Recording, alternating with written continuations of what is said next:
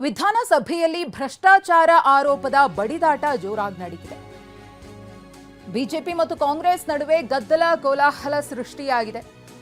BJP ವಿರುದ್ಧ CM Siddaramaiah ರೋಷಾವೇಶವನ್ನು ವ್ಯಕ್ತಪಡಿಸಿದ್ದಾರೆ. Agenda ಪ್ರಕಾರ ಅಧಿವೇಶನದಲ್ಲಿ ಚರ್ಚೆ ಆಗ್ತಿಲ್ಲ. ನರೇಗಾ ಬಗ್ಗೆ ಚರ್ಚೆಗೆ ತಾನೇ ನಿರ್ಧಾರ ಮಾಡಿದ್ದು.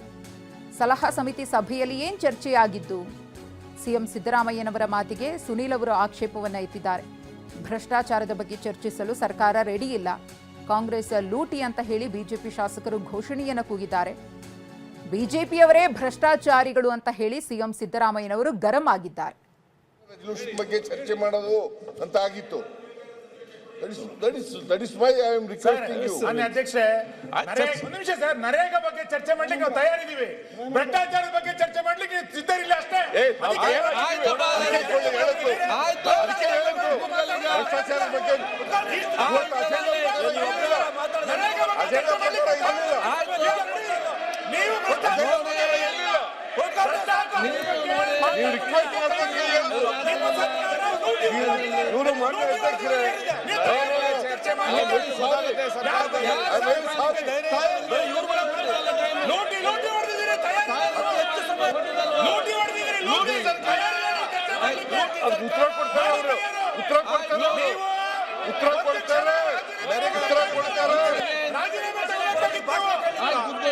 ಚರ್ಚೆ ಮಾಡಿ ಅಜೆಂಡಾ ಪ್ರಕಾರ ಮಾಡಿ.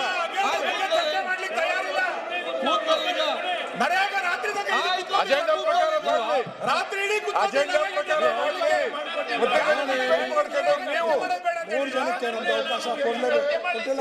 ಲೂಟಿ ಮಾಡಿದ್ದಾರೆ.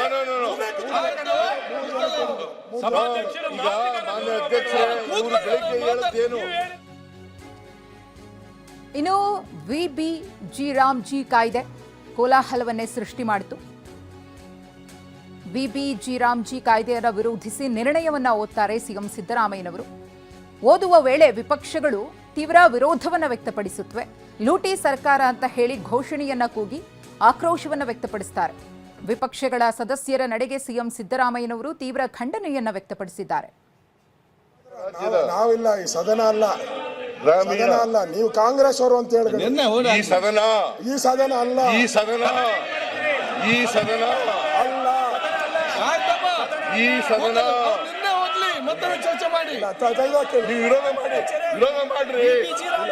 ಮಾಡ್ರಿ. ಸದನ ಈಗ ಅಲ್ಲ, ಈ ಸದನ ಚರ್ಚೆ ಮಾಡಿ. ಸದನ ಅಲ್ಲ.